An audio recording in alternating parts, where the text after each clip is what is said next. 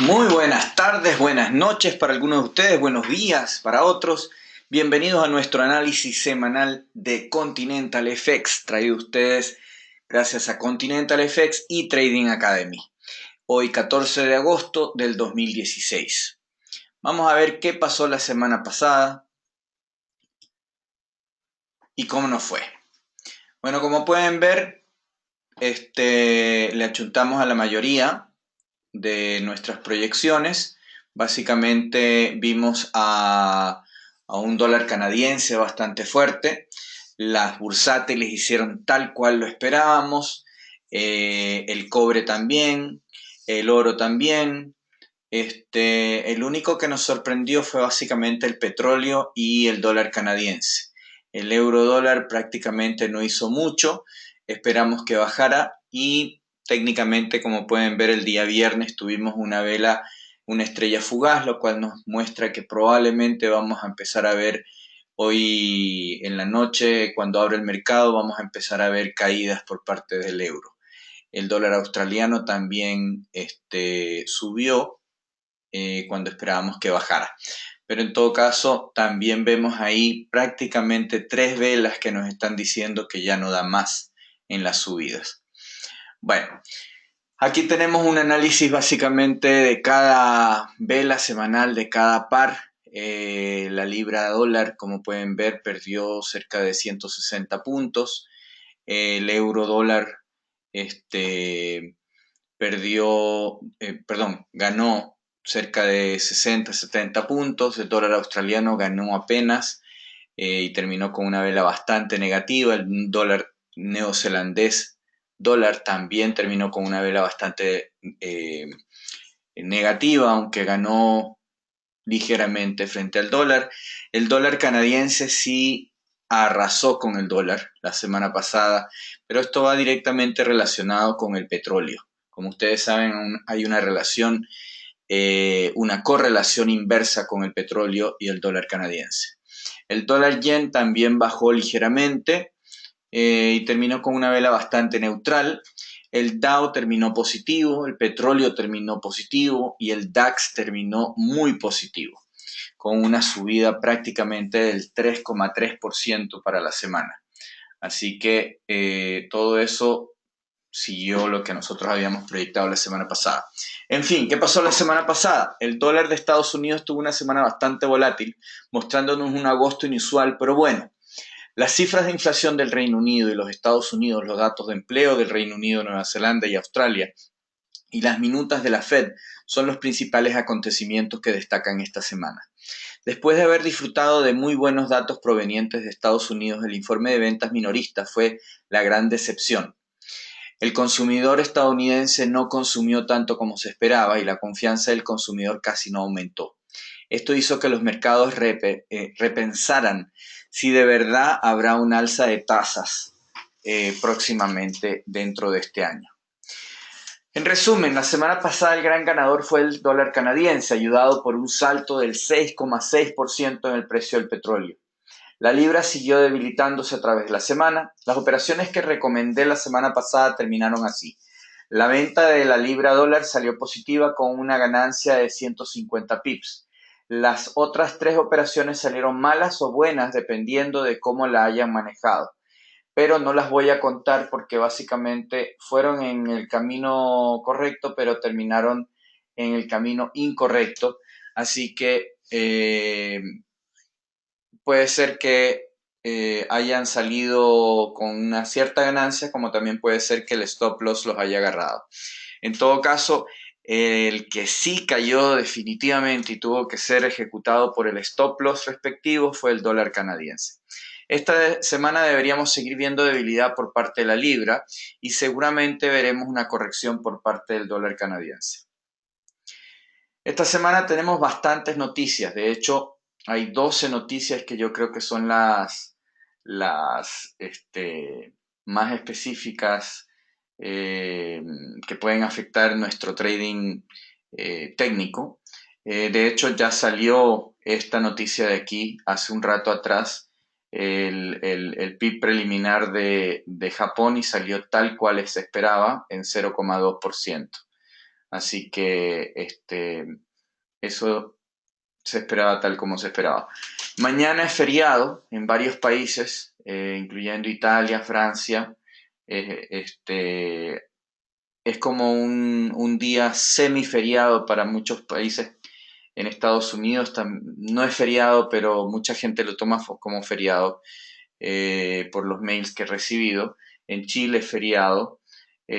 No sé si en España sea feriado, pero en todo caso, va a ser un día medio lento, yo creo, y realmente sin noticias.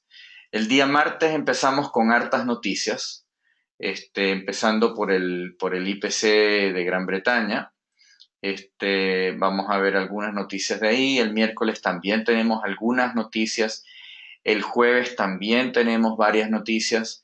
Y el viernes, por último, tenemos noticias, pero de Canadá nada más. ¿Ya? En fin, las principales noticias que creo que van a afectar al mercado son el PIB de Japón, que ya salió a las 23 horas 50 horas GMT. En este caso, pues ya sabemos que salió tal como se esperaba, así que no hubo mayor reacción a esto. Los datos de inflación del Reino Unido son el martes a las 8:30 horario GMT. Los precios del consumidor de Estados Unidos de Reino Unido subieron en junio un 0,5% después de registrar tasas tibias en los meses anteriores. Después de la votación del Brexit y el repunte en materias primas, los analistas esperan que la inflación alcance el objetivo final del 2% durante el 2017. Se espera que el IPC del Reino Unido llegue a 0,5% en esta ocasión. El mismo martes, media hora después, tenemos el sentimiento económico ZEW. El sentimiento de los inversionistas alemanes se redujo drásticamente en julio a menos de 6,8 puntos desde 19,2 registrado en junio. Este fue el nivel más bajo desde noviembre del 2012. La lectura fue mucho peor de los 8,2 puntos pronosticados por los analistas. Los respondedores a esta estadística dijeron estar preocupados por las perspectivas de exportaciones y la estabilidad de la banca europea. Por otra parte, el indicador de sentimiento económico ZEW para la zona europea o la zona euro también había disminuido considerablemente por 34,9 puntos a una lectura de negativo 14,7 puntos. Se espera que la moral de los inversores alemanes llegue a 2,1 en julio. Luego tenemos el mismo martes, 3 horas y media después, tenemos los permisos de construcción de Estados Unidos. Los permisos de construcción de Estados Unidos aumentaron en junio en un 1,5%, un ritmo anual de 1.153 millones de unidades después de 2 meses de caídas. Por otra parte, la construcción de viviendas, el anterior es los permisos de construcción, la construcción de viviendas también subió en junio a 4,8%, una tasa anual de 1.189 millones de unidades, después de una revisión a la baja de 1,14 millones de unidades publicada en mayo. El fortalecimiento del mercado laboral ha impulsado el crecimiento en el mercado de las viviendas, pero la construcción de vivienda está limitada por la escasez de mano de obra y de tierras. Se espera que el número de permisos aumente a 1,16 millones de unidades. Luego tenemos el mismo martes a esa misma hora el IPC de Estados Unidos. Los precios al consumidor subieron por cuarto mes consecutivo en junio, en medio de mayores costos de viviendas, gasolina y la salud, lo que indica un aumento de las presiones inflacionarias de manera constante. El IPC subió un 0,2% en junio, después de un aumento similar en el mes anterior. Sobre una base anual, el IPC avanzó 1% en los 12 meses hasta junio. La Fed se ha abstenido de elevar las tasas de interés principalmente debido a la persistencia de una inflación baja. La tasa de inflación actual es del 1,6%, lo que está por debajo de la meta de inflación del 2% del Banco Central estadounidense. Se espera que la inflación estadounidense permanezca estable en julio. Luego tenemos el martes en la noche los datos de empleo de Nueva Zelanda. El mercado laboral de Nueva Zelanda mejoró en el primer trimestre con un aumento del 1,2% en la creación de empleo. La tasa de desempleo subió a 5,7% desde el 5,4%, ya que más personas entraron en la fuerza laboral. La tasa de participación aumentó a un ritmo más rápido que en más de 11 años. Sin embargo, los salarios siguen siendo moderados debido a la inmigración. Se espera que el mercado laboral de Nueva Zelanda tenga una ganancia del 0,6% en el segundo trimestre, mientras que la tasa de desempleo se prevé que disminuya a 5,3%. Luego tenemos los datos de empleo de Reino Unido, el día miércoles a las 8:30 horario GMT. El número de británicos que presentaron solicitudes de ayuda por desempleo se elevó menos de lo esperado en junio, aumentando solo un 0,4% tras un aumento de 12.200 solicitantes en el mes anterior. Esto sugiere una tendencia positiva en el mercado laboral de Reino Unido. Se espera que el número de desempleados crezca en 5.200 en esta ocasión. Y de ahí tenemos los inventarios de petróleo americanos. Los inventarios de crudo de Estados Unidos subieron 1,1 millones de barriles la semana pasada, mientras que se esperaba una disminución de 1,3 millones de barriles. Los economistas temen que un aumento continuo de las existencias puede dar lugar a nuevas caídas de los precios. Con el incremento actual en los inventarios de petróleo, las cosas podrían tomar un giro para peor. Y las últimas 4 noticias importantes de la semana, y la más importante de todas es el miércoles a las 18 horas horario GMT, que son las actas de la reunión de la FOMC, de la Reserva Federal. Estas son las minutas de la reunión de julio, en la que la Fed no cambió su política monetaria. Si bien reconoció la mejora en la economía, sigue siendo muy cautelosa. Ahora veremos el debate interno dentro del informe. Y aunque la reunión fue a finales de julio, el documento se actualiza hasta el último momento y podría reflejar el tono actual de la Fed. Estas minutas son de todas las reuniones que ellos tienen, inclusive las últimas. Entonces, hasta justo antes de entregarlas, son actualizadas con las diferentes perspectivas que tienen los diferentes miembros.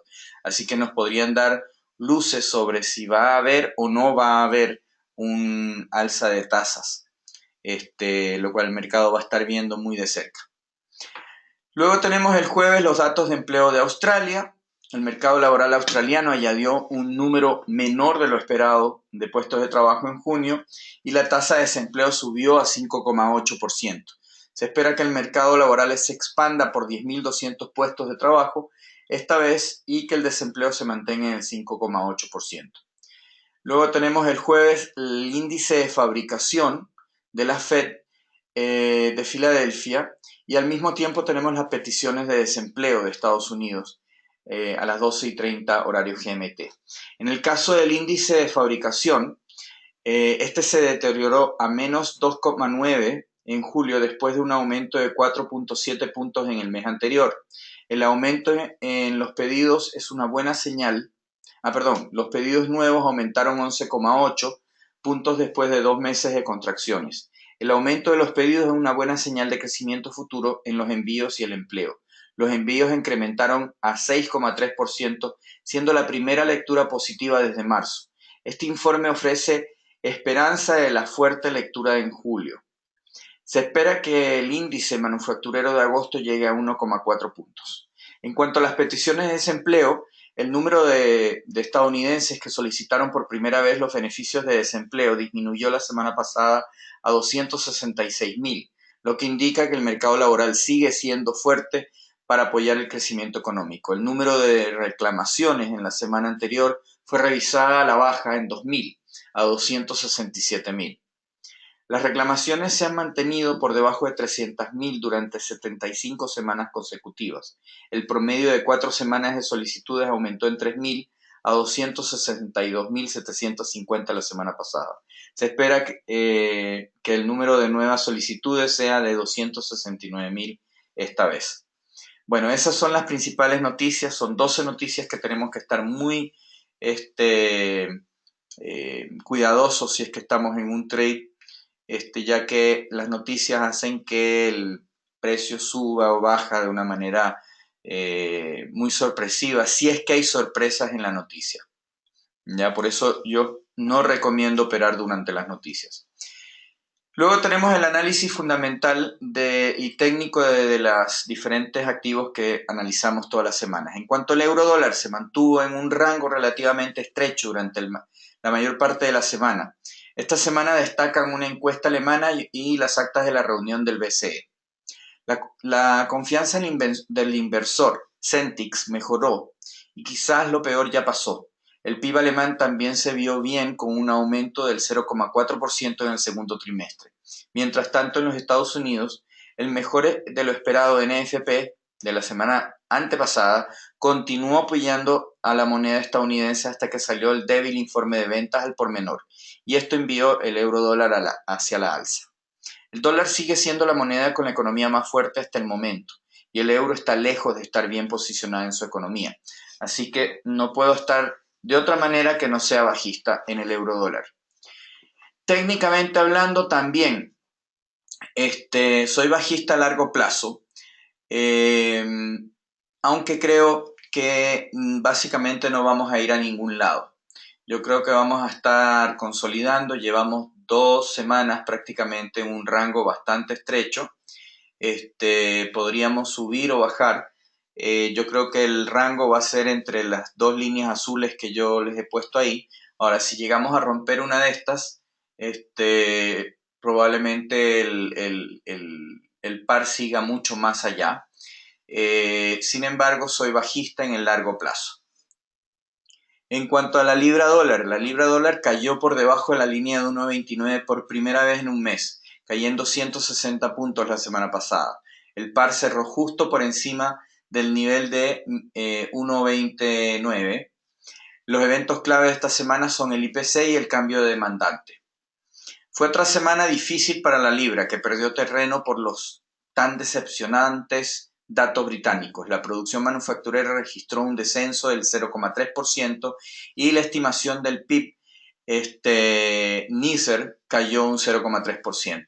La economía británica sigue golpeada por el Brexit y los mercados se están preparando para los datos económicos más débiles del Reino Unido. La economía de Estados Unidos está relativamente bien, a pesar del hipo que tuvo la semana pasada por las ventas al por menor. Así que no puedo estar de otra manera que no sea bajista, fundamentalmente hablando. Técnicamente hablando, también sigo bajista. La libra cayó en el transcurso de la semana. Creo que el nivel de 1.28 es la parte inferior del soporte y debe seguir impulsando el mercado al alza hasta que lo rompamos. Una vez que lo hagamos, creo que entonces vamos a llegar hasta el nivel de 1.25. Todas las retracciones son oportunidades de venta y no veo ningún posible escenario donde podría comprar este par. Como ustedes pueden ver aquí, después de haber tenido esta tremenda baja, hace ya 1, 2, 3, 4, 5, 6, 7, 8 semanas, hemos retractado durante las últimas 2, 4, 5 semanas. La quinta semana, que fue la antepasada, rompimos esta línea de retracción y al romperla seguimos cayendo la semana pasada. Yo creo que vamos a seguir para ir mucho más abajo, pero 1.28 es el piso y una vez que rompamos eso, pues ahí ya estaríamos viendo una caída, yo creo que por lo menos de unos 300 pips. En cuanto al dólar yen, el dólar yen registró ganancias semanales por tercera semana consecutiva, cerrando ligeramente por encima del nivel de 101. Solo hay 4 eventos en el calendario de esta semana. Las cuentas corrientes de Japón se ampliaron fuertemente en julio, superando las expectativas. A finales de la semana, el yen se aprovechó de las suaves ventas minoristas, registrando fuertes ganancias al final de la semana. Las suaves ventas minoristas estadounidenses, me refiero. Con la publicación de los Estados Unidos de números débiles la semana pasada, un alza de tasas en septiembre por parte de la Fed está probablemente fuera de la mesa. Los inversores podrían mirar hacia el yen como refugio seguro, sobre todo porque la moneda japonesa sigue mejorando y podría hacer un empuje hacia el nivel simbólico de 100. Sigo momentáneamente neutro, aunque alcista en el corto plazo. ¿Por qué sigo neutro? Porque en este momento el Banco de Japón, el Banco Central de Japón, que debería haber actuado, no ha estado actuando. Pero estoy bastante seguro que si llegamos nuevamente a este nivel de 100, van a nuevamente actuar como lo hicieron anteriormente. El dólar yen, técnicamente hablando, inicialmente trató de subir durante el transcurso de la semana, pero se dio la vuelta para volver a caer. El nivel de 100 es psicológicamente importante y es en el que el Banco de Japón podría involucrarse. Siendo este el caso, yo estoy en la banca con respecto al yen. Tendría que haber algún tipo de vela de apoyo masivo como para comprar. Sigo alcista, aunque creo que intentará probar nuevamente el nivel de 100. ¿Ya? Como ustedes pueden ver, aquí tenemos bastante resistencia, pero hay que ver qué pasa. En cuanto al dólar australiano, el dólar australiano dólar terminó casi sin cambios esta semana, ya que el par cerró en 0,7637. Lo más destacado de esta semana es el cambio de empleo. Los números de confianza empresarial y de los consumidores australianos fueron sólidos. Sin embargo, el australiano perdió terreno al final de la semana, más que nada porque los datos suaves de las ventas al por menor y de los precios al por mayor de Estados Unidos redujeron el apetito por el riesgo, y el australiano es una moneda de riesgo. Un alza en las tasas en septiembre es poco probable. Sin embargo, el Banco Central de Australia está en una postura de flexibilización, incluso después del reciente recorte de tasas. Esta divergencia monetaria sigue favoreciendo al dólar. Además, la economía de Estados Unidos es más fuerte que la de Australia. Así que, nuevamente, no veo ninguna posibilidad más que ser bajista. Técnicamente, en cambio, soy alcista. Aunque tuvimos la semana pasada una fuerte subida y terminamos cayendo nuevamente por debajo de esta zona de consolidación que venimos viendo desde hace ya 2, 4, 6, 8 semanas prácticamente. Y esto terminamos con una vela bastante bajista, que es una estrella fugaz. Sin embargo, la semana anterior a esa terminamos con un martillo, lo cual es alcista. Bueno, y se dio, subimos, pero en todo caso yo creo que no vamos a ir muy lejos. Yo creo que hay que tomar en cuenta que la tasa de interés favorece al dólar australiano y mucha gente puede estarlo comprando, pero tenemos que romper definitivamente y tener un cierre por encima de ese cierre diario, por lo menos por encima de ese nivel, como para poder empezar a comprar.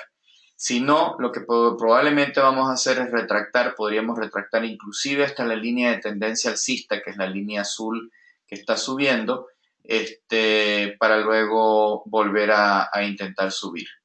Así que soy alcista, pero no descuento que esta semana vayamos a caer a retractar después de la vela de la semana pasada. Ahora, si rompemos el máximo de la semana pasada, esto estaríamos imparables hasta por lo menos llegar a 0,80. Dólar neozelandés. El dólar neozelandés se movió al tono que le tocó el Banco Central. El informe de empleo es el gran evento de la próxima semana para el kiwi. El Banco de Nueva Zelanda recortó las tasas, pero el kiwi rebotó y se fue para arriba, totalmente contra toda lógica. Ahora, esta yo creo que fue una respuesta exagerada al típico comprar el rumor y vender el hecho.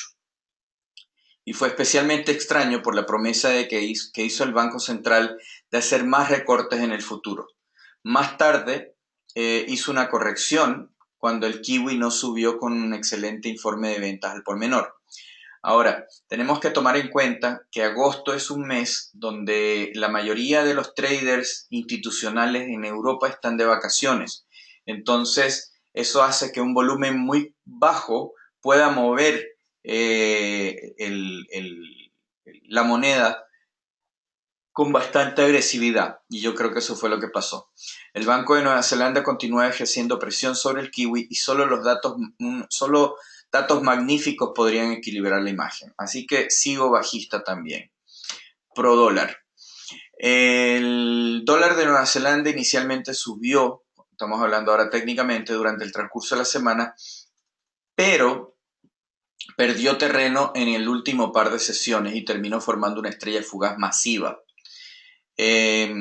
en un entorno de bajos tipos de interés, creo que el kiwi se está beneficiando de las tasas que tiene más que cualquier otra cosa. En todo caso, con esa vela que tuvimos la semana pasada, al igual que en el caso del dólar australiano, yo creo que vamos a hacer una pequeña retracción esta semana y de ahí vamos a seguir subiendo. Así que, y seguimos en esta consolidación desde hace ya 2, 4, 6, 8, 9 semanas. En cuanto al análisis fundamental del dólar canadiense, el dólar canadiense se recuperó con fuerza la semana pasada. El dólar CAD cayó 240 puntos. El par cerró la semana en 1.2941. Los eventos claves de esta semana son las ventas de fábricas, el IPC subyacente y las ventas minoristas subyacentes. El dólar canadiense saltó después de que un informe del AIE señalara que el mercado del petróleo sería difícil en el tercer y cuarto trimestre. Además, la OPEP anunció que los miembros de este cartel se van a reunir en septiembre con el objetivo de frenar la producción con el fin de estabilizar los precios. La economía canadiense no está muy bien, pero el dólar canadiense registró fuertes ganancias la semana pasada. Pero esto es en directa relación con el petróleo más fuerte. Con una alza de tasas fuera de la mesa en septiembre en los Estados Unidos, los inversores podrían buscar monedas alternativas para aparcar sus fondos, lo que podría impulsar a la moneda canadiense. Soy momentáneamente bajista. El dólar canadiense, técnicamente hablando, sigo alcista en el largo plazo. Rompimos por debajo de la línea de tendencia alcista, aunque podríamos estar ahí justamente rebotando. En todo caso, si es que seguimos bajando, ahí estaremos buscando el 1.25. Si es que rebotamos, vamos a estar buscando el 1.35.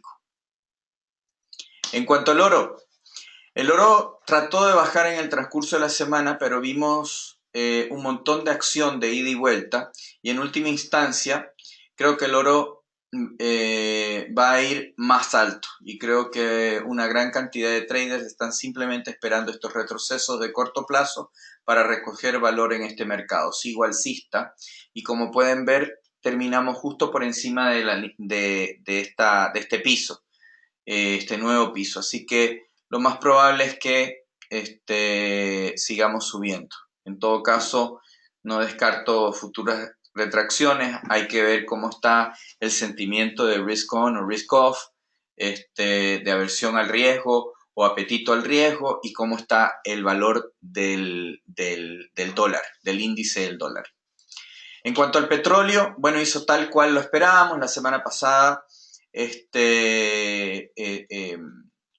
Terminamos con un martillo, dijimos que esperábamos una retracción y se dio esa retracción. De hecho, me califiqué mal ahí en el primer gráfico, porque me puse como que me equivoqué ahí. Justamente, ahora que recuerdo, justamente dije que esperábamos una subida. Sin embargo, la cuestión se convierte en pelea entre la oferta y la demanda. Creo que la oferta seguirá superando a la demanda, por lo que es cuestión de tiempo antes que sigamos cayendo. Esto no quiere decir que podamos seguir después de la vela de la semana pasada. Si es que rompemos el máximo de la semana pasada, podríamos seguir subiendo otro poco más. Quizás inclusive hasta la línea de tendencia para luego empezar a bajar. Ahora, si rompemos el mínimo de la semana antepasada, ya ahí es caída libre. En todo caso, sigo bajista. El Brent hizo exactamente lo mismo que el WTI. Retrasamos al alza luego de un martillo exhaustivo. Ahora veremos qué pasa al llegar a la línea de tendencia bajista. Sigo bajista. El índice del dólar. El índice del dólar, la semana pasada vimos debilidad por parte del dólar, pero seguimos en un canal alcista, como ustedes pueden ver. Fundamentalmente hablando, no hay otra divisa que esté mejor que el dólar. La caída de la semana pasada se debe mayormente a la toma de ganancias antes de las minutas de la Fed de esta semana. No tengo ningún interés en vender el índice del dólar, sigo alcista. En cuanto al cobre, tal como lo esperábamos la semana pasada, seguimos bajando. De hecho, inclusive terminamos con una estrella fugaz para la semana, lo cual es sumamente bajista. Así que lo más probable es que nos estemos dirigiendo al piso de, este, de esta tendencia que vemos ahí en azul. Y si rompemos esto, pues podríamos seguir a los niveles de $2 o inclusive menos. En cuanto al Dow, el Dow rompió al alza, tal como lo esperábamos, luego del martillo de la semana pasada. Por supuesto, esto es una señal muy fuerte y parece que el mercado está dispuesto a ir mucho más alto. Tal como lo proyectamos, nos vamos para arriba y lo más probable es que sigamos yendo para arriba. En cuanto al S&P 500, aquí en cambio intentamos decaer durante el principio de la semana, pero igual terminamos subiendo y tenemos un martillo la semana pasada y un martillo la semana anterior a eso.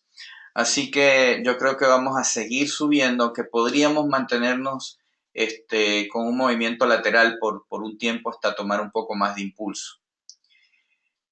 El DAX. Bueno, el DAX finalmente rompió al alza como lo esperábamos, rompimos 10.500 con mucha fuerza. Ahora podríamos ver una retracción o podríamos seguir subiendo. Si rompemos el máximo de la semana pasada, lo más probable es que sigamos subiendo. Ahora, yo creo que 10.000 es esencialmente el piso en este mercado, en este momento. Así que cada retracción debería seguir atrayendo a compradores cada vez que nos acerquemos. El Nikkei también continúa tal como lo dijimos después de la vela de la semana pasada. Subimos con fuerza. Ahora lo que tenemos que romper, estamos muy cerca de 17.000. Tenemos que romper 17.000 como para seguir subiendo a los niveles de 18.000 y eventualmente los máximos que hemos visto en los últimos meses. Así que sigo alcista. Aquí tenemos, no alcancé a actualizar estos datos, pero no han cambiado mucho. Seguimos con buena volatilidad, pero estos son de la semana anterior. Así que bueno, los invito a que nos conozcan, que conozcan nuestros reconocimientos como broker. Somos considerados el mejor broker de Sudamérica por parte de World Finance y también por parte de International Finance Magazine. Vengan y descubran por qué. Somos un broker STP, donde queremos ver a nuestros clientes ganando dinero y manteniéndose en el tiempo. Además ofrecemos algunas cosas como Continental FX Social, que es una plataforma innovadora que cuenta con todas las características de una red social, la cual agrupa miles de traders a los que usted puede seguir y copiar en sus operaciones. O sea, pueden buscar traders exitosos y simplemente copiarlos, copiar sus ejecuciones.